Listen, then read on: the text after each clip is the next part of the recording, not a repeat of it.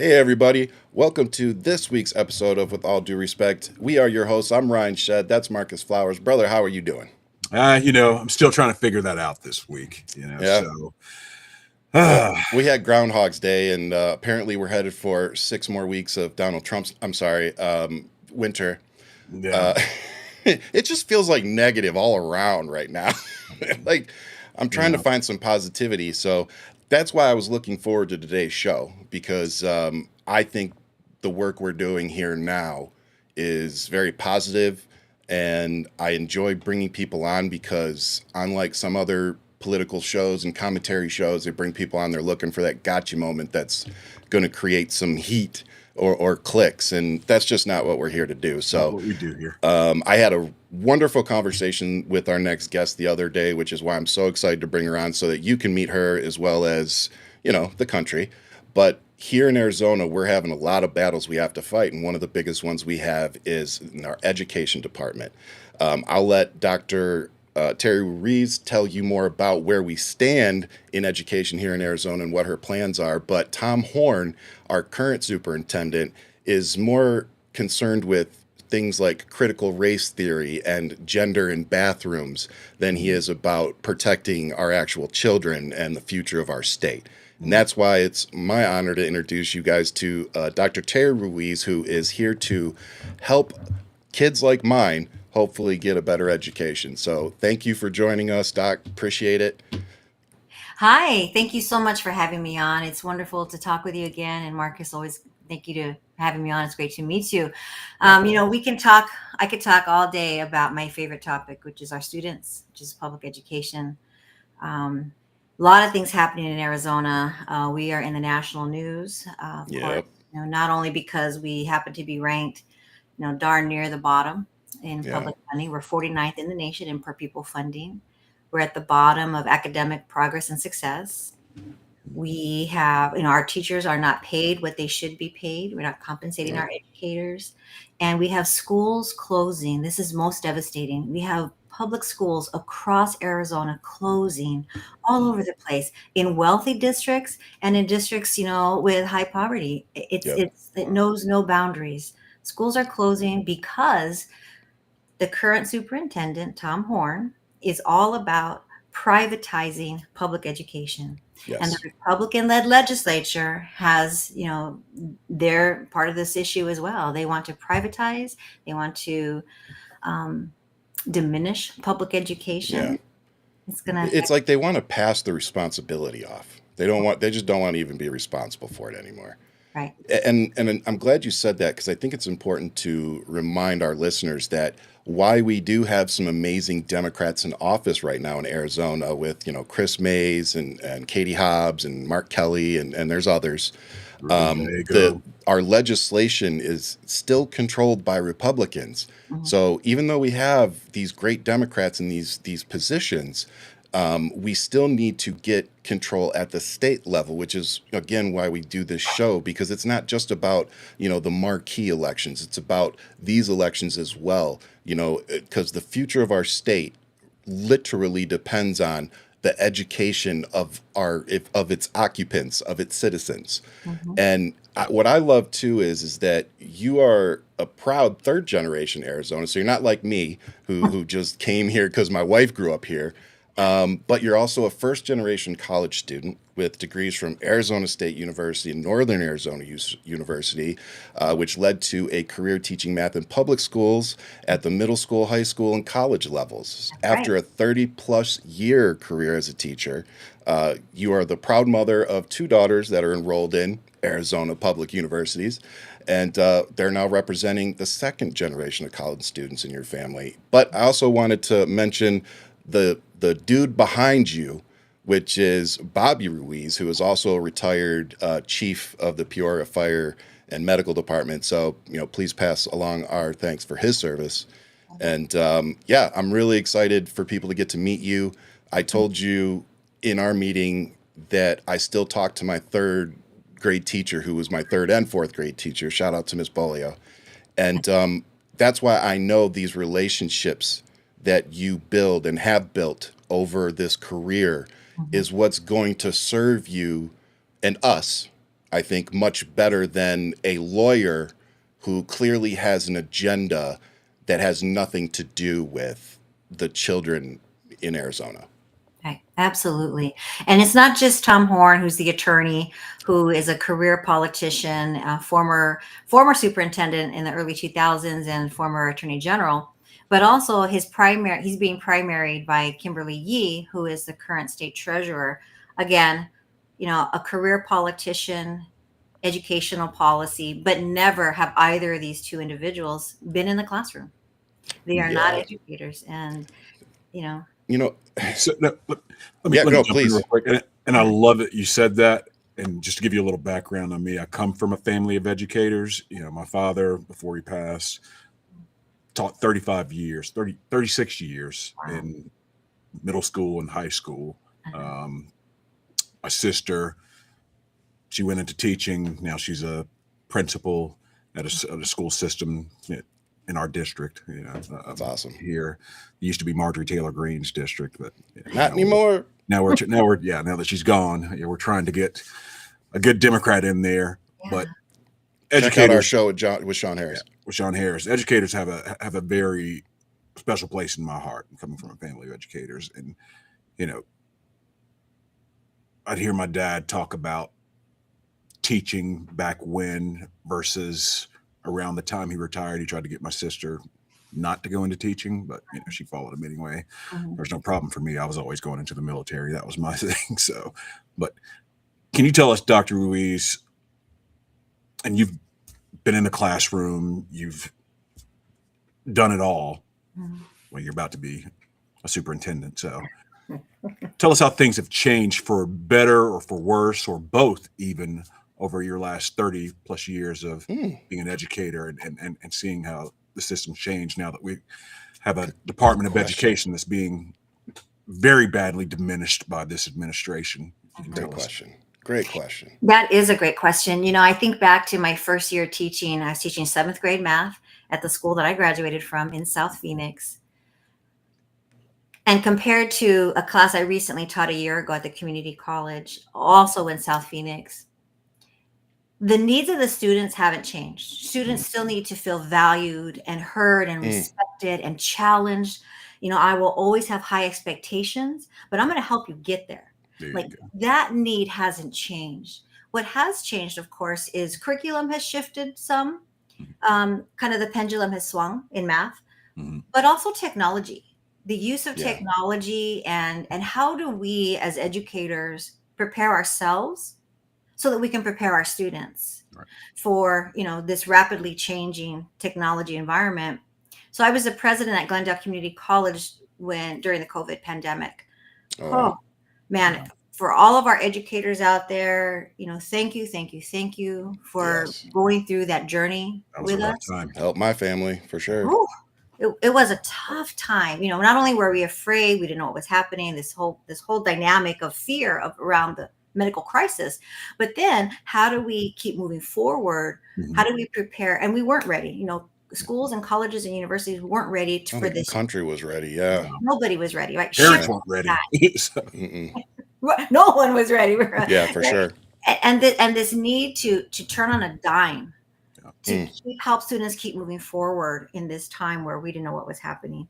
But the technology uses then really taught us how can we use this technology to make our classroom stronger and better? How do we bounce forward and not bounce back? Because we learned so much coming out of that pandemic, right? Yeah. So that's what I see as the biggest shift. Like the needs of our students, yes, there is a lot of generational trauma that we're seeing. A lot of our students are so resilient, but they need our help and support. Yeah. The needs of students haven't shifted. The environment, the modalities of how we are teaching has. And I'm going to come back and talk again about that, just artificial intelligence in general. Rapid, right? It's changing everything. They're teaching it in my daughter's class. My daughter's in 6th grade. Amazing. And hats off to the educators for doing that, because it's still and it's not, there's not a systemic answer or approach to It's in use its it. infancy still. Yeah. In many ways, yes, Yeah. and yet we hear outside in industry how it's being used so often, and the generative AI, and Mhm. faculty at the college level particularly complaining that, well, students are going to cheat. Well, then there's an opportunity for us to maybe shift, Yeah. how we teach, what we teach, how we assess, what we assess, and these are wonderful conversations that need to happen. I like the part about assessing, Mhm, because my son, he does pretty decent in the testing for the state, mhm, but my daughter struggles much like I did. mhm, She's just not a test taker. She literally gets anxiety about it, but she mhm. gets straight A's in school. Yeah. So if you look at her standardized testing, you Yeah. you might think she can't read, but she's got straight A's. Like she's fine. Like I know she's fine. I know she's learning and doing these things. But I wanted to ask a two-part question, but also acknowledge, like you said, I hear other parents talk about, oh, I don't let my kid watch their iPad. I don't let them, mess with the computer very much. I don't let them play video games. And I'm like, I feel like parents that think that, and this is just my opinion, please, so take it for what it is. But I feel like they're not preparing their children for the world that they're going to live in. Mm, Like some of us, we want to protect our children, and we kind of want to project what we believe is a childhood, mhm. but it was our childhood. It was a different time. It was the 80s and 90s, So it's like, what do we do to make sure in the classroom setting that we are preparing our children not for the world that we want them to live in, Right. but for the world that we know they're going to be living in? And that's such a great question, Ryan, because we don't know what that world is going to look like. Like, we can project, and the AI is going to shift things, but there are so many new careers that exist today that didn't exist 5-10 years ago. Yeah. This idea of how do we prepare our students for this rapidly changing environment, really it comes down to how can we be responsible and ethical in the implementation of this technology. How Yes. do we make sure that we are preparing not only our educators for this shifting, and how we teach and what we teach, but also how are we preparing our students for these future jobs that we don't even know what they will be. Yeah. But thinking of things like critical thinking and curiosity and the ability to, Those are universal. right, Yeah. Civics, really. maybe. Yeah. Civics, maybe. Don't jump ahead. Don't jump I'm ahead. sorry. Yes. And No, like I said, I love that. So here's the two-part question I had, because you talked about COVID and the fear that teachers experienced. And when I hear that, I also think about things like active shooter drills, yeah. which, I spoke to you about, the reason that we keep our children home for virtual school. They still have class and all that stuff, and classmates and teachers. It's just we keep them home. And there's several reasons for it. And that was one of them. Was I remember tornado drills and things like that, and running into the Yeah. bathrooms, and even that was a little, I don't want to say traumatizing, but it's like, okay, this is what we do. So it's like an active shooter drill. You're telling these children, go hide somewhere so you don't get shot, not for a natural disaster. Yeah. Those are two, fire drills and tornado drills. Those are kind of like natural disaster things. But when you're saying you need to go hide from somebody that might come in the school and hurt you, Mhm. that's a different level of anxiety. And we've heard about a response to this should be teachers arming themselves Oh, in the classrooms. yeah. So my question for you, knowing all of that context, Yeah. is, do you see anywhere legislatively, or even at the school level, where we can attempt to tackle that problem? And when I say tackle it, I mean put things in place that don't make the children feel like they're walking into a jail every day, but also accomplish the goal of keeping them safe. Right. So Uh-oh. Oh, there you go. this is, yeah, spotty internet. I don't know, the wind. This is Yeah, this it's is a windy. real It's really windy here. This is a concern across the nation, right? And here in Yeah. Arizona, so we have 15 counties. I was down in one of our southern counties that borders with Mexico, Cochise County, Yep. and I was talking with the county superintendent, Dr. Jackie Clay, and she talked a lot about how they do these drills, but they do it in a way that's also empowering for the students, where the students all kind of have a role, whether it's a team is blocking the Block the doors, door. other Okay. moving things. But she also shared this partnership with the local law enforcement agencies, in that every classroom has an emergency button that also has a video, a camera. So if there's an emergency, they can hit the button. And it gives law enforcement a feed. Yes, and then the law enforcement has the maps, so they'll know exactly where the Where situation is. That is brilliant. Yes, I that was, would have come in handy in Uvalde. Oh yeah, that is you know, brilliant.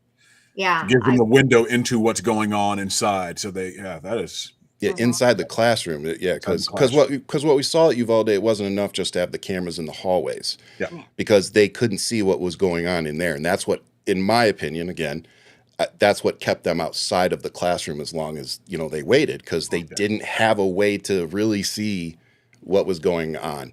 So Bird's eye I view. like that. I honestly hadn't heard of that, and yeah, I don't hate My that. first time hearing of it too. Yeah, I Yeah, don't I hate was that. so impressed. And even when I was the president at Glendale Community College in the city of Glendale, we talked with the police department about making sure they have maps to the campus and where the classrooms are located, because Like a blueprint.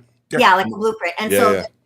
the classrooms don't always go in order, right? Yeah. So knowing where things are. And I think the more we can strengthen those relationships, our schools and our law enforcement agencies, I think that's the real issue. But you also mentioned gun control, or arming our teachers. Well, 100% no. We're not gonna. I don't believe in arming our teachers. Coming back to Arizona and knowing that we've been under a Republican-led legislature for probably 50 years. Yeah. And this unwilling to change any gun laws, not only here in Arizona, but across our nation, right?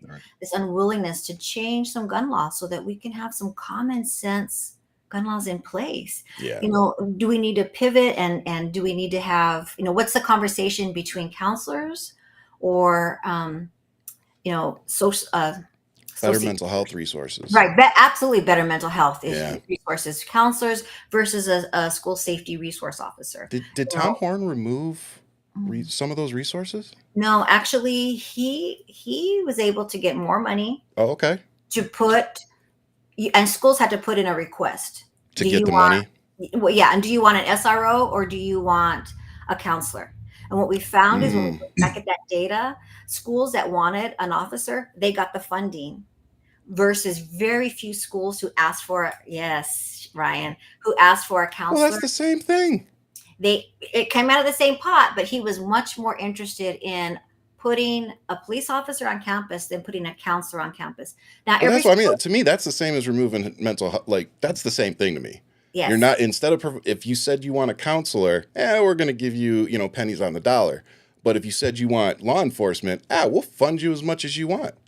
That's insane. It is insane. And that's his own personal ideology on full display there. Versus what are the schools asking for? If the schools are asking for supplies, let's get them that. Yeah. And that's the I don't know if this talking point really works anymore, because it's coming out that all these ICE agents aren't getting their $50,000 bonuses. Told you. But what became clear to me is that if we really wanted to, we could make room in the budget to pay our teachers better, to provide better resources like mental health care. I had counselors back in school, and they were helpful. They were helpful. So it's insane to me that they are willing to arm teachers, send in practically the National Guard, but not provide any kind of resources to the teachers. I don't understand it. Now, I like that idea you said, because it wouldn't put an armed guard necessarily in the school, but it should get them to respond at least within 5 minutes. You know what I'm saying? And they'll have a feed into the classroom. So to me, that's like, okay, like I find that acceptable. And to me, if you have a school that is doing that, I would hope you have at least a division monitoring specifically, all the schools for any kind of alerts. So I can get behind that, Yeah. but I Yeah. can't get behind introducing more guns into schools to think that that's going to help. From my standpoint, that's not going to help. What's your opinion on it? Oh, there's research that supports your opinion. So you're right on with a lot of the researchers that, it's, again, every school knows what they need. And I think we Yeah. need to honor that. And I will make sure, I'm going to honor the school's request or the district's request. The answer isn't certainly not arm the teachers. The answer isn't just always have an armed officer. We have to remember our students are coming to us with a lot of their own generational trauma. Mhm. And we want to build positive relationships. We want to make sure students Yeah. always feel safe and secure. A school is supposed to be a place of learning. You're supposed to feel safe and secure there so you can learn. And, again, every school is so different. We've traveled all around the state to all 15 counties and have been so privileged to visit large schools and small schools. Every school is so unique. Yeah. And I think it's important that we honor. We don't just say blanket, this is what you get or you don't get anything. Schools know better. Blanket The policies teachers don't know work. best. It's absurd that, talking about the money, there is plenty of money because here in Arizona, the Empowerment Scholarship Account vouchers, and we can talk about the vouchers, Yep. is now costing Arizona $1 billion a year. $1 billion of hard-earned taxpayer dollars going to, we don't really know what, to private schools, micro schools, homeschools, a lot. And we don't have a real understanding of it because they're holding the data. But if there's $1 billion to spend on this with no caps, this is just free reign, then certainly there's money to strengthen our public schools, Yeah. to make our teachers better, so that we're not losing. We are losing so many educators every single year. Just last year, from July to the start of the school year, we lost 1,000 educators. That's insane. We have Out of the state or just out of the system? out of the Our state. Out of the state. We lost 8,600 educators in the whole 24-25 school year. Whoa. So, I mean, we have roughly 4,000 vacancies right now in our public schools. Did you say 4,000? Yes, sir. Whew. 4,000. Wow. That means that, classrooms are being staffed by a teacher is teaching a class during their prep time, or a long-term sub, or a revolving door of substitutes. And I'm thankful and grateful to the adult who wants to step into this and to this classroom. Yeah. But we shouldn't have to rely on, long-term subs or substitutes. A willing adult. We should have the best, highly certified, Educators. highly educated, educators. Every student across Arizona deserves that. Yeah. And yet there's $1 billion to spend somewhere else. And Yeah, The you money know is what? there. I remember Well, coming out of the military, and there was like a huge demand for teachers as well. They were given incentives for guys like myself coming out of the military, come and teach. And I'm like, well, don't know if I'd be a great teacher or wanted to teach, but coming from a family of educators, I knew what they'd gone through. It requires, yeah. It requires a lot. I saw that, throughout my life. But I did want to ask you this, Dr. Ruiz. Now, my father taught shop for 35 years, Ooh. or 36 years. I keep saying 36 years. And when he retired from teaching, he opened up its own construction company and continued teaching shop. Because one of the things that he would tell me is not everybody's going to go to college. Mhm. We need to teach these skills. Train your guys. And he always talked about apprenticeships and things like that. And that was a lot of the stuff that I talked about on my campaign. Mhm. Can you tell us a little bit about how you feel about alternatives to, a 4-year degree or a 2-year degree, maybe apprenticeships? That was one of the things I talked about a lot in my campaign. Can you give us your thoughts on that? Yeah, Another good question. I agree with you 100%. And please thank your father for me for being He's no longer with us, but well, I am so very grateful. Imagine all the lives he impacted over those years, right? he did. I heard a lot of it out in the district when I was running for Congress, Right. all over the state. Special. People would talk about him. So I love that. He was so impactful. And that's a ripple effect. Yeah. To your question about apprenticeships, I think apprenticeships are extremely important. My dad served a formal apprenticeship with Boeing as a precision machinist and tool and die maker. He left, That's my world. right? Kind of mine too. I oversaw both Yeah. contracts. So yeah, Cool. Yeah. So We can't dork out. We can't dork out. Okay. Yeah. we will. That's just Yeah. what we do on this show. Get us started. give me some math problems. I'll dork out with you. There we right? go.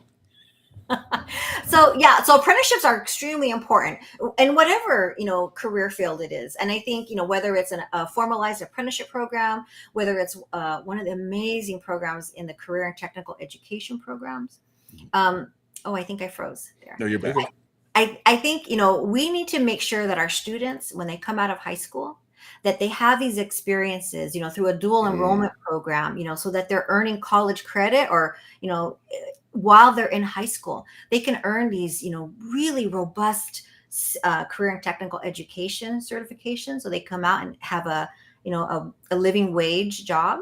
Yeah. And what we found is students who actually take advantage of that, who enroll in dual enrollment programs while in high school, they have a higher probability that they're going to complete their education and training after high school. Yeah. So they'll complete that associate's degree, or whatever their path is. It's a head start. Kind of. It is, absolutely. Yeah. But we have to make sure our students have those opportunities. Yeah. And so that means strengthening that pipeline. So another stat for you. Funding. Absolutely. Exactly. The funding. Arizona has one of the 5th lowest high school graduation rates across the country. Wow. Yeah, that's not acceptable.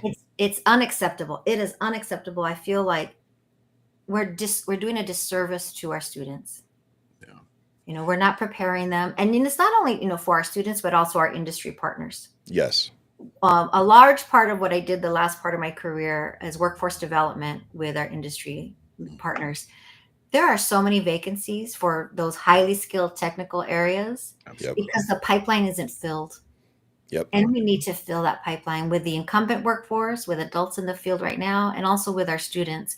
We need to make sure that our students are ready to, join and participate in this, environment, this technology-driven environment. I mean, because I'm sure there are a lot of kids who, they may think college is not the right route for them. I know I did for a lot here of in years. Georgia. I think Georgia Power has some type of I don't think they call it an apprenticeship program, but a program that takes kids right out of high school and builds them up. I mean, I've seen family members, my cousin's kids who went into things with like Toyota, they had a little bit of college, but they came in, worked, finished school, and moved up in the companies, So I'd love to see more of that. Like it's said, especially with AI being so big, we talked about that earlier. Yeah. We're going to have to train people to maintain these servers, future. all these things. Yeah. And I'm glad you all said that too, because I was a contractor at Newport News Shipbuilding, but they had an apprentice program there. And so where I was, we had a lot of welders. So we had like 2 or 3 guys that came right out of high school, got accepted into the apprentice program. They taught them how to weld, taught them how to do everything. And they had to sign, I think it was a 4-year to agree to give them 4 years of employment, after the fact. And then after that, they were free to, they were free to take their certifications, go do what they wanted. But like Marcus said, because the company took care of them and trained them, 80% of the time, the guys were staying in the shipyard, which is why they kept the program, because they were able to maintain so many of the people that they trained. I love that model. That's very similar to a model I helped develop. After I retired from Glendale Community College, I went to work for an education nonprofit organization called Education Forward Arizona. And we did a partnership with Freeport McMoran. Exactly that. They identified 6 high-skilled areas that they had deficiencies in their workforce. And through their partnership, it was more than a scholarship. Pay your tuition. It was up to the cost of attendance, which covers housing and food and books, like all these other amazing things. It matters. And then the student signs a 3-year contract. Yep. Because now, it's a win-win. You got to give something to get something. Absolutely. And they're willing to, I'll come work for you. And then the company is like, I'll invest in you. And that's what it is. It's a fair deal. Yeah. it's an investment, and these are good paying jobs. You know, Very. it's Yeah, one of the shipyard. Yeah, the shipyard pays great. That's wonderful. Yeah, but I mean, especially coming out of high school or maybe a year out of high school. Come on, Yeah. these are great paying jobs. You Career. pay living wages, you get benefits. I mean, so are there any, or would you be looking forward as the next superintendent to do more coordination with these major companies like the Boeings and Lockheeds, or you know, the military, even out in Arizona? There's a bunch of defense contractors out there. So Absolutely. It's going to require, all sectors working together. mm-hmm. How do we, making sure that we're partnering with our unions. We've had wonderful conversations with our unions here in Arizona, our iron workers and carpenters, and they have a need. So how do we make sure students know what the options are? Absolutely. So partnering with our unions, partnering with our community colleges, partnering with the universities and the industry, so that everybody's talking and having an understanding of what the needs are. Yeah. And making sure students know the pathway there. So it's all of that for the military as well. I don't know if this is true. I hope it's not. But an advisor told me that some of the military branches are hesitant to come and recruit at some of the high schools because the ASVABs turn out to be so low. So I hope that's not true. Oh, that's true. And if that is the case, then we need to strengthen that pipeline. We need to make sure that, that ASVAB, if that's the determining criteria for options for students, let's make sure they're prepared for that. Yeah. I like that. Back at least in my day, there was no prep for the ASVAB. You just went in and took it one day. Yeah, they had the books when I took it. High enough to do whatever I wanted to do in the military, but I was one of those that I didn't do good in school. I know people that know me now, they're like, what are you talking about, man? Like, I'm like, I wasn't a school person that picked things up from books. But when I went in the military, it was actually my first shop chief that kind of, turned me on to it. He's like, you realize you're a visual person. He goes, some people have to read a book, for directions. He's like, some people can look at something and they visualize it. And he's like, you're that person. He goes, once you do something once, you're good.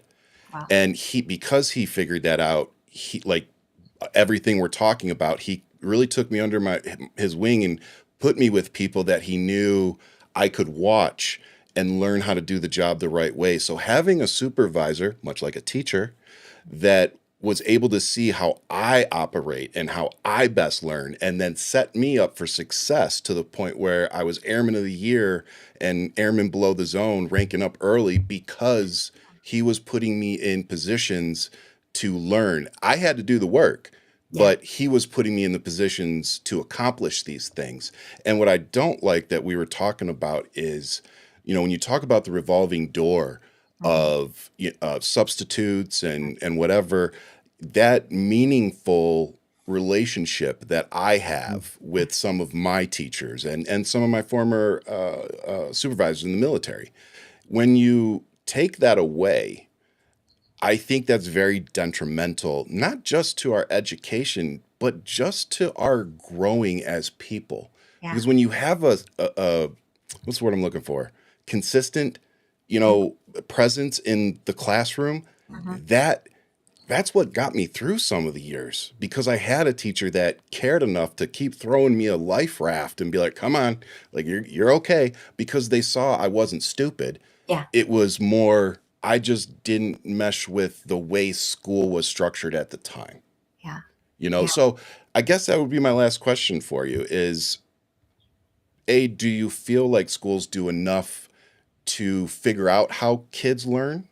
Or, and if you don't feel that way, what do you think we could do to make school a little more tailored? Like you said, these blanket policies don't always work. And I always felt like the blanket way to teach wasn't always my bag. So what are your thoughts? First of all, big thank you to those wonderful educators in your life. You told me, the story of your favorite teacher and the impact that she had on you. Gosh, wouldn't it be wonderful if all of our students had that type of what I had. Yeah. 100%. Right. I think, when I look back at, and I'm going to turn this just a little bit and answer your question. No, please. I believe that the mess that we're in Arizona is because this position for the last 50 years has been held by career politicians, with the exception of one real educator, Seriously? Kathy Hoffman. Yeah, the former superintendent, Kathy Hoffman. I'm Wow. so honored to have her endorsement. Yes. All the other ones have been career educators. They don't understand what it's like to be an educator in the classroom. What do our students need? And instead, it's this continuous attack by the Republican led legislature in Arizona to underfund and defund public education to the point where having a consistent stable educator in the classroom is rare almost.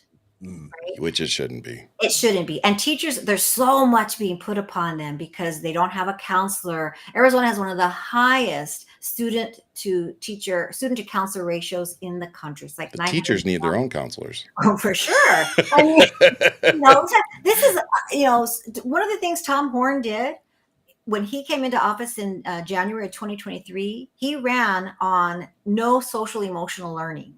He took away those resources from our teachers. And if you applied for a grant and you said it was for social emotional learning, you weren't going to get funded. And so this isn't just helping our teachers, bring in resources for our students, but helping our teachers also, with social emotional learning. So to answer your question, there's so much being put on our educators day in and day out. Mhm. Classrooms getting larger, even though schools are closing all around. That means that classrooms are getting bigger. Yeah. That means teachers are like, I More want responsibility. yes, I Which want to means be more able burnout. more hands-on learning, because hands-on learning really makes a difference for students, right? Yes. I want to do more hands-on things, but I've got 40 kids in a classroom. I taught a math class in the summer with 45 students. No space, no resources. Yep. No space, no resources, no training, no support, no paraprofessional in the classroom. A lot of times our classrooms in Arizona, it's very hot here. The air conditionings are on the fritz. And so you've got, poor learning environments, and our teachers are just overworked and overstressed. Yeah. First and foremost, we need to stabilize our teacher workforce. Yep. We need to pay them more. We need to attract more professionals in. Yes. We need to keep the ones we have. So here's a sad note for you. There are over 50,000 certified teachers in Arizona right now, certified teachers, but they're not None of them want to. Yeah. they're not in the classroom. Right. They're stepping away. We need to bring them back. Yeah. We need to shine a bright light on this noble profession. Come back and know that you're going to be supported. That when I'm elected superintendent of public instruction, I will make sure that you are supported. I will fight for your resources, because our children matter. Public education matters. It's the promise of public education that leads our students to their dreams, whatever that dream is. It's up to us to help them get there. I love it. Absolutely. You got anything, Marcus? I just, and this is, I'm not going to ask you to answer this question, but for me, this feels like a continuation of the first Trump administration, with Betsy DeVos coming in and destroying DOJ. Everything. And I think it was all a part of the playbook. And then you got Project 2025 to come in and finish the job off. And I think we're seeing the effects of that more and more now. It's not good. It's not good. It doesn't bode well for the future of our children. We've got a time where, as Dr. Ruiz pointed out, things are changing. Yeah. The jobs of the future aren't the jobs that guys like me were going after in the, mid to late 90s, early 2000s, teens, and so on. I mean, our kids are going to face, a lot more competition in a tougher environment than we had. So, and it's going to be international. As much as Republicans, don't want this to be an international economy and world, it is. It has to be. We're It interconnected. is, exactly. So no matter how much you don't want it, we are connected, and we have to play that game. and we have to. But I'm gonna close it with this, Dr. Ruiz. This is why I think you need to win, because you're an educator, and the reason I say that is I'm a soccer coach, and I think that's probably as close as I'm ever going to get to being an educator. And my 13 kids are plenty, trust me. but I love them all to death. I've had the same for pretty much the entire time I'm coaching. The families keep coming back, so I must be doing something right. But I think because I've learned how to, um, what's the word I'm looking for? I've learned how to look at every kid's personality and learn how to manage them. Yeah. Not every kid responds to, criticism well. Mhm. Some kids need the pat on the back. Some kids need the more stern, this is what I need from you kind of thing. So sorry, I don't know what happened to Marcus. But the reason I think that an educator needs to do is because for 30 plus years, you've learned how to interact with every kid, no matter what their personality was, no matter what their home environment was, no matter what gender they wanted to identify as. You have learned how to deal with every different type of kid. And Mhm. what that tells me is that when you get into that office, you're going to know how to deal with every type of Republican, every type of independent, and every type of Democrat that you're going to run into. And if we're going to accomplish these things that we talked about today, and like I keep saying in my videos, if we don't have action behind these videos and these podcast episodes, and it really kind of is for nothing. So that's what I want to leave us with is we need the people that have been managing personalities for decades and are going to be able to do the same thing to accomplish what we need them to accomplish, not just for Arizonans, but for our whole country, because while they may get educated here in Arizona, eventually they may move to your city and your state. And guess what? You're going to want them to be qualified in what they do. You're going to want them to be a contributor to your local economy. And the best way to do that is to elect somebody like Dr. Ruiz so that we can educate our kids and have them do things like manage AI and stuff like that instead of being grocery baggers. Absolutely. Absolutely. I don't know any other way to put it, guys. And please go research her story and why she wants to do this. Go look at her website, okay? And we're going to put it in the description for the show. But what I want you to do is go look at everybody else running. There's 17 other people, and guess what? None of them hold a candle to this woman. None of them can compare to her resume. Tom Horn can't compare to her resume, and nobody else on the Republican side is going to compare. And if I'm being honest, I don't see a whole lot of people on the Democratic side that are going to jump in this race and be able to go head to head with you, and not just your resume, but honestly, this is the second time I've spoken with you, and yeah, you're going to be tough to beat. So I signed your petition, and I challenge again everybody to go to the website. If you're here in Arizona, please go check out our website. I don't have it pulled up. I'm so sorry. Keith, if you can put it up on the screen for us, please. But definitely go check out our website, sign the petition, because if you don't know how these things work, somebody on the Republican side can come in and just cause a ruckus. So if she only has 100 signatures over her requirement and they have the money and the resources, they can challenge it. And if they get 105 thrown off, she's off the ballot and there's nothing we can do about it. So if you're in Arizona and you want to see her on the ballot and you want to make sure she gets in office, the first thing we got to do, get her on the ballot, make sure you sign those petitions. But as always, these elections, they don't win themselves and they cost money. And like every other Democrat that runs in our state, she's going to be getting all of her stuff printed through union shops. She's going to have the union bug on all her stuff because Democrats support good paying jobs. All right. So she's already endorsed by Arizona List. Give So- them everybody else you're endorsed by. Iron workers, former Superintendent Kathy Hoffman, elected officials around Arizona, including our newest Congresswoman Adelita Grijalva, Yep. Mayor Becky Daggett, elected Senator school Elise board. Ortiz, Senator Nancy Gutierrez. Yep. Yep. I'm So so she's got honored. the backing from the community. So let's bring it home. Let's get these people elected. Dr. Ruiz, thank you so much for joining us and giving us some of your time today. I look forward to bringing you back on after you win. So thank you for everything you do, and thank you for your years of service. Oh, thank you. Thank you to both of you for your years of service and for the time to have me on. Marcus, wonderful to meet you, Ryan. Well, before you Yes, ma'am. leave, I got one more thing to say. Yes. I've got a feeling you got some more endorsements coming your way from a state organization called Fields of Change, which is a PAC that I run. So, I think you're a wonderful candidate. You're exactly the kind of candidate that states need. We talk about it all the time. It's where the rubber meets the road in these states. We talk about federal elections all the time. That gets most of the play on air, but it really is in the states that this matters, and what you're doing matters. So Thank you so thank much. you. I'm Thank you, man. honored. For your service. I'll talk to you soon. Thank you. Thank you. Godspeed.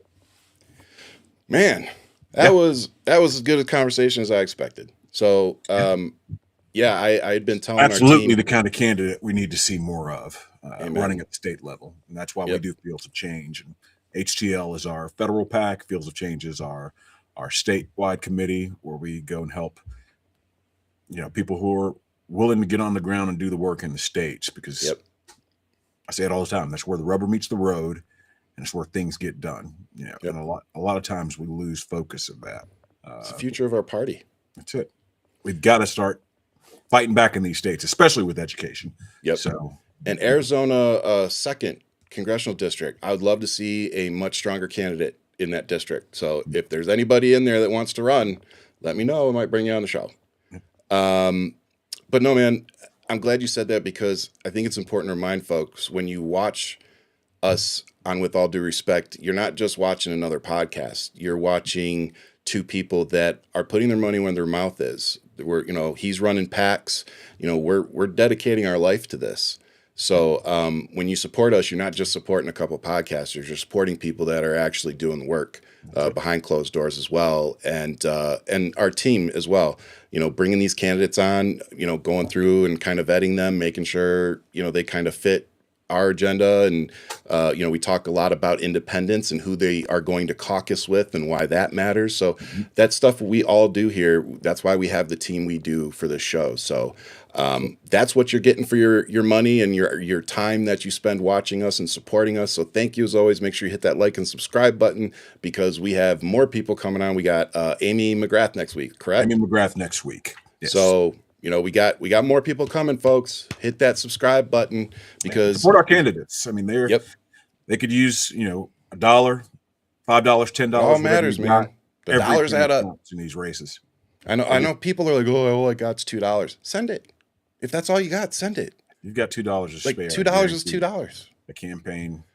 I know people think it doesn't matter. I'm telling you, as two people who've run campaigns and run for office, every dollar matters and is appreciated. I always appreciated every dollar I got. You don't take that for granted. At least most people don't take that for granted when you're running for office. Somebody gives you their time, volunteering, and they give you their hard-earned money. You take that seriously. It's huge. I mean, Yeah, for sure.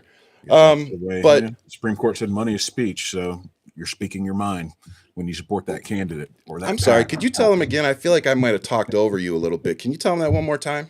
Hey, the Supreme Court said that money is speech. So when you give your $1, $2, $5, $10, whatever have you, you're speaking your mind with your pocketbook, and it's legal. So, it's legal.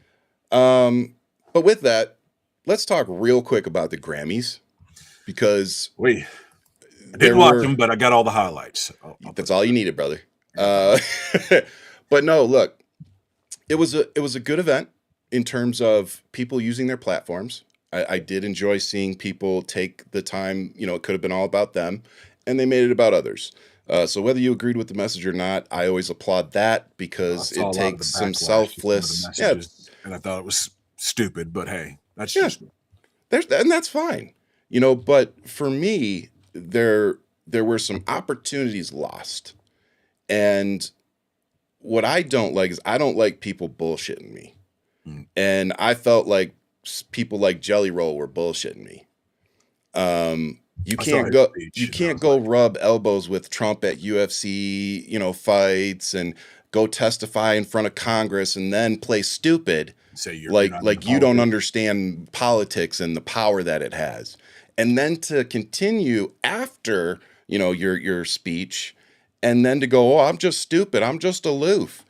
You just watched all of your contemporaries stand on a stage and tell you exactly what the hell is going on right now, and then you still decided to play stupid. So you don't have to use that that platform for that. But if you're going to use it to praise Jesus and say his name over 12 times in a span of 62 seconds, then maybe support people that don't abuse children. Just a thought. Because if you can't do that, you aren't any kind of Christian that I want to hang around. And I'm gonna go a different direction because I'm a Christian. I'm gonna give him a little grace. I mean, I saw it. It felt like kind of Pushed, forced. Force is not really the word Rehearsed. I'm looking for. It's kind of like you're. It's almost like you were playing both sides of the fence. Oh, 100%. 100%. Side. That's my issue. 100%. And this is where the grace comes in. If you're not really up on the issues, having a platform like yours, you owe it to the people that buy your albums. The Christians that you say you represent. You have a hell of a story. Jelly Roll has a hell of a story. A hell of a comeback. Not taking away from that. See that in this country. Get up on politics. Yeah, you have to. You have to know what's going on in your world. But again, dude, can he claim ignorance though when he's hanging around all these Republicans? Like I said, I'm going to give him some grace, and I see that. Yeah, going on tour with Kid Rock. That was the other something thing I would do. But hey, I'm going to give you that grace. Yeah, he didn't want to mess up. No matter what side dates. you land on, let's just put that out there. But and I know that you and I know that I go a little more extreme on this, but my view is this: if in this moment in time, regardless of your platform, your financial standing, or your political affiliation, if you can't stand up publicly and simply say the government murdering American citizens in the street is wrong, is not acceptable. Yeah. If you can't say that one thing and your answer is to claim ignorance, everybody knows.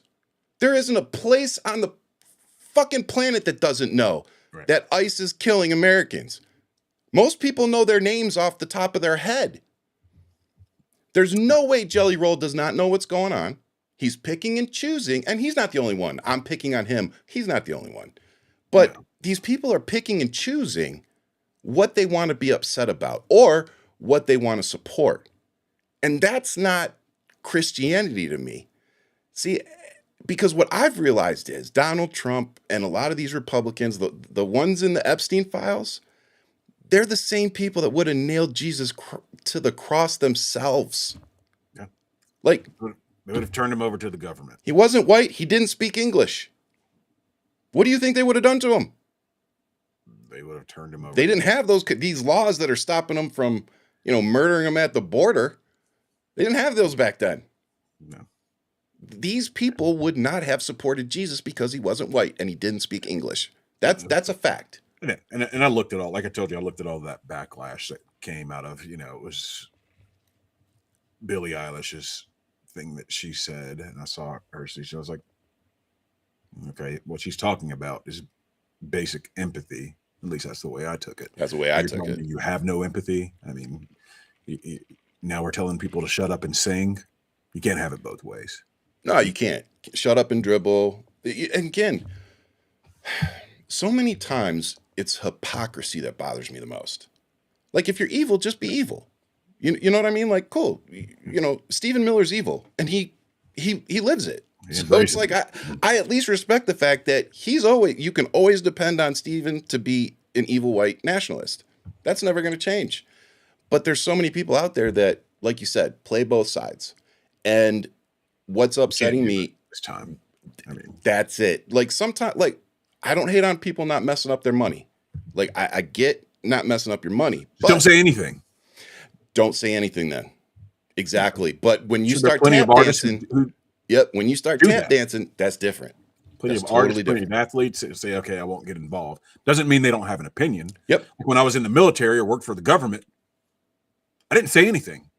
You couldn't. I couldn't. But it didn't mean I didn't have an opinion. Yep. So I get it. I do too. Like, I'm not expecting people to starve. I'm not expecting them to starve their kids. But I think it's ignorance. Yeah. But at the same time, if we were able to organize at a massive scale, we wouldn't starve because they wouldn't last long. Like, I don't know any other way to put it. Like, that's the problem. The real problem is that they have managed to divide us and convince you and me that we're on different sides, when That's in been the reality, playbook we since aren't. forever. We're all Americans, and guess what? 99% of us are not billionaires and millionaires, which means most of us live the same life. Most of us are living paycheck to paycheck. You know, we're counting dollars when we go to the grocery store because everything's gone up 30%. You know, like, we Can't are pretend that's all not dealing with happening. these same things, and we're taking orders from people who haven't been in a grocery store to buy their own food in 20 years. They don't know what bread and eggs cost. Like, let's get real. I'm here for you, and if you're here for me, these people won't last. It What really comes is after? that simple. What comes after? We decide. Yep. We decide. Speaking Now, of, they're trying to weight the scale in their favor. yes, I mean, 100%. I'm looking at what's going on right here in Georgia when they come in and raid a warehouse and take ballots. And then you've got, on top of that, to add insult to injury, you've got Donald Trump saying things like, maybe the federal government should take over Elections. elections. States are representatives of the federal government when it comes to elections. The Constitution that I swore an oath to support and defend may have something different to say about May that. have some Trump issues with that. may have a few issues with that. And I You don't know, care how activist the Supreme Court is, that shit isn't black and white. It's clear as day. Yeah. You can't interpret it any other way. oh, they're trying. States control elections. They don't And just administer them. They're not just backing up the federal government. They run elections. Yeah. It's in the Constitution. That's a dictator move, Yeah. per usual. But again, I always, every time I hear this is what pops into my head. Oh, but we kicked women's rights, and control over their bodies back to the states because of states' rights, right? That was their whole argument. It belongs in the states. But elections don't belong in the states? How are you going to spend that one? I mean, I'm sure they'll try, but, They'll try. I've tried coming up with an argument against my own argument, and I haven't been able to figure it out yet. So let me know, guys. But you said something about our oath, and I want to talk about Mark Kelly real quick, because I think what's happening with him matters. It does. Because we also had Don Lemon get arrested since our last show. So, if they come banging on your door, Marcus, be careful. Because, us using our First Amendment rights and stuff apparently could get us killed. Apparently now. I mean, I don't know. Get us arrested. Yeah. But I might be okay, though, because I'm not black. They only happen to pick up black journalists for some reason. Mm.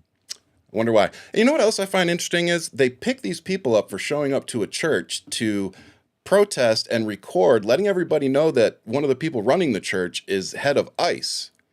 But judges are allowing ICE to show up to churches to arrest whoever they want. Make it make sense. And then a journalist reporting on it gets arrested. A journalist and his producer. Germany, 1939. Go read up on it. Man, yeah, I mean, you said it. I just, and I wouldn't say I'm a history buff, but I like learn from history. I like to learn from it. So I study history. Yeah. Not because I didn't want to repeat it. Yeah. But because I want to know. So I just recently, maybe a week or so ago, I just went back and I looked at the entire history from going back to the Weimar Republic to Hitler's rise to power, all the way up to the beer hall push, him taking over as chancellor and consolidating power in Germany, all the way through World War II. And I look at those, I look at the similarities. History doesn't repeat itself, but it damn sure rhymes. I looked at those similarities, and it's astonishing. I invited anybody to go back and just start with the Weimar Republic, start with World War I, what happened after World War One. Treaty can't Versailles, how deny you Germans were can't deny embarrassed, the and the economy went to crap, and this guy Hitler comes in yep. legally at first, And then and slowly then how things changed. and we're seeing that. We're seeing it Like now in real time. like let's be honest, before we move on from this. We've watched 3 that I know of off the top of my head, Americans be killed by the federal government. Mhm. Like ICE is a federal agency. So if they've been deputized or whatever you call it by the federal government, they were killed by the federal government. And look at that, how the brown shirts. I think there's a documentary on Netflix that talks about it. Look at how the brown shirts behaved when the Nazi party was just a party, Yep. that didn't have a whole lot of power in the German parliament. Had barely, what was it, 3% of the parliament. And you know what they And would then they do? grew to 18%, and then they took over and blocked everybody out. No other party could run. You know the type of things that they would do too? When information like, say, a list of child predators came out, they would ignore it. And not only that, they would blame the other side for misinterpreting what they read or saw or They heard. would say what truth was. Exactly. So, we're right there. Mm-hmm. The Department of Justice had to take down several thousand documents that they released, though, because the website contained files on people that may have inadvertently, I'm sorry, let me rephrase this. They took the files down that may have inadvertently included victim identifying information due to various factors, including technical or human error. It did. So what I took from that sentence was they spent so much time redacting Donald Trump's name that they forgot to protect the actual The victims. victims. Yeah, and they successfully sued to get that taken down. They sued. So- They didn't just take it down. They sued. They were ordered. Yeah, I don't have a problem with Federal that. judge. I mean, if victims don't want to be, they have every right to do that. Absolutely. And honestly, it sucks that they even had to. That I feel like that really probably is something that they should have either blacked out or at least contacted them and been like, hey, we're going to release these. Are you okay with it? No. I don't know. But look, this information coming out is terrible. I don't know how anybody could excuse it all. Like, you may be able to excuse a few things here and there, but there's so much to pick from that. The fact that he's still sitting in the White House right now, as I talk into this microphone, is insane. Like anybody else would be removed. Like if that was Biden, Obama, Clinton, like they got Clinton for a blowjob. Like this dude might have killed children. The lawlessness, but he's a 34-time convicted felon. So, I mean, what did Sweet. we expect? Did we expect anything different? I guess we shouldn't have. Speaking of felons and frauds, another thing that he's doing with our tax dollars right now, which is clearly just a great use of money, is he's going to renovate the Kennedy Center. Now, Closing it down for 2 years. now I don't know. I know by Unbeknownst to the people that work there. well, that's a great point that I actually didn't post or think about. That too. When I heard it, here's what I first thought. That's oddly close to the end of his term.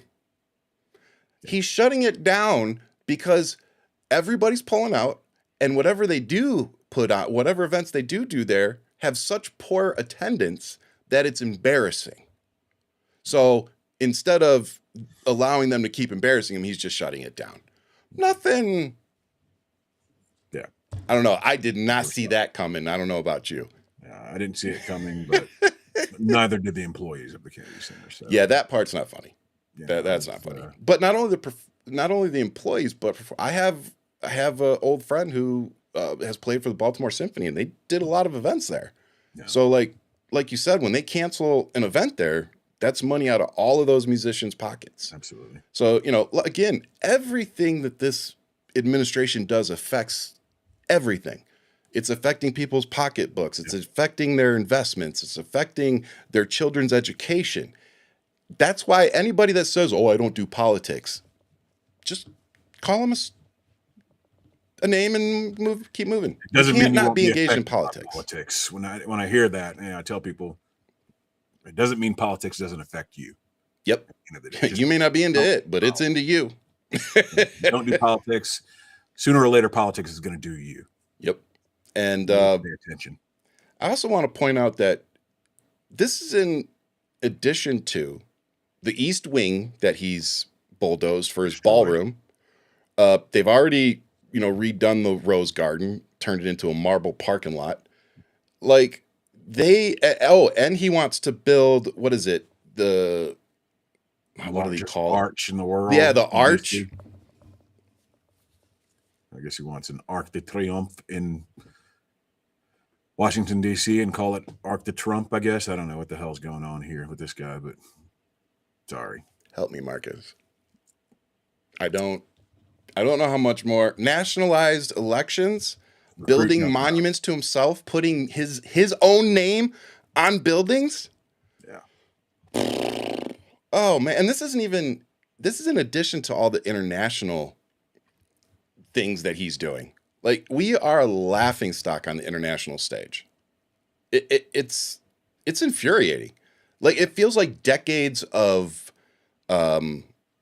operations and relationship building has just all been tossed out the window. Look, I someone who's been to 46 different countries in the world, just walking around Europe, spent a lot of time in Europe, many different countries in Europe, and being an American, and this is back in the 90s and early 2000s, I came with a little bit of respect. People wanted to talk with you, and they wanted to know, and it had nothing to do with politics. I never wanted to talk about that stuff. But he's diminished us, and for those of you who travel abroad, it ain't the same anymore. No. If you can compare it to the 90s and early 2000s, Americans are being like, what the hell's going on with you guys over there? That's what they're getting when they travel abroad. Yeah. You guys are I guarantee you, people outside of this country, they do politics. They do American politics. Yeah. They know American politics better than most Americans. Especially when we start seizing oil tankers. Yes. But I wanted to end today on a couple of things. I wanted to talk real quick about measles. Oh, yeah. We had Dr. Terry Ruiz on the show today. As an educator, I remember having to submit shot records to show that you were vaccinated to go to school. Mm-hmm. Apparently, because of Robert F. Kennedy Jr.'s stellar intelligence and education levels, conspiracy measles have now made a comeback. Yeah. Yay. They're back. I told you so. We warned you. Yeah. This is why you don't follow stupid people. This is why you don't elect a dude that had a brain worm that probably died of starvation in 1987. It's not only us that were warning people about him. It was his own family warning That's true. the American public about him. Saying, hey, when someone's family says, no boy, no. Listen to this guy. You might not want to listen to Uncle Bobby. Yeah. He's crazy. Yeah, he's the crazy uncle. Listen. Yeah. I don't know. When he was running for president, I just remember hearing his voice for the first time and thinking to myself, I'm going to have to listen to that for a whole State of the Union? Union's great today. No, I'm good. But to cap off, because we had an educator, because we're talking about school superintendents, I think it's worth noting, and I think you brought it up a little bit ago, but the Trump administration is attempting to fire pretty much the entire Department of Education. And that would cost American taxpayers another $28 million. I mean, they've already got vouchers now. That was one of their big things. They got that. Now let's just go ahead and dismantle the whole thing. That was always the goal. That was the goal as far back as, Betsy DeVos. That's what she was brought in to do. And now it's, Onion Man? Is that her name? I don't know, man. But like you said, we can make these videos, and I love doing this podcast, but the reason I like doing it so much is because we do get to bring these people on that are running for office, that are in the streets doing the work, that do have the actual experience that is required to do the job that they're running for. It's crazy to me that a school superintendent would win an election when they aren't a teacher or weren't didn't have anything to do with the school, running a school in any way. What it takes. Yeah. Because you're a lawyer? No, teachers need to be in there because they're the ones that know the inner workings and everything that's wrong that's happening. So again, Dr. Ruiz, who's come up through the system. Yep. 30 plus years experience. Who better? Yep. Come on. Her family's been here for 3 decades, she's got all the 3 degrees generations. required. Yeah, man. So these are the elections that matter. Make sure you go in the comments section, go visit her website, send her a few bucks. And if you're in Arizona like myself, please go sign her petition. We want her to have so many signatures that they don't even bother trying to challenge her. Yeah, you got anything else, brother? I think we've touched it all. We didn't touch everything. We tried. So much going on. It's kind of like drinking through a fire hose every week, but we're doing, but again, we're doing the important part. We're bringing the people that are going to turn the fire hose off. And that's what we need. So with that, as always, much love, keep fighting, but most importantly, with everything going on, stay safe out there. Godspeed, everybody.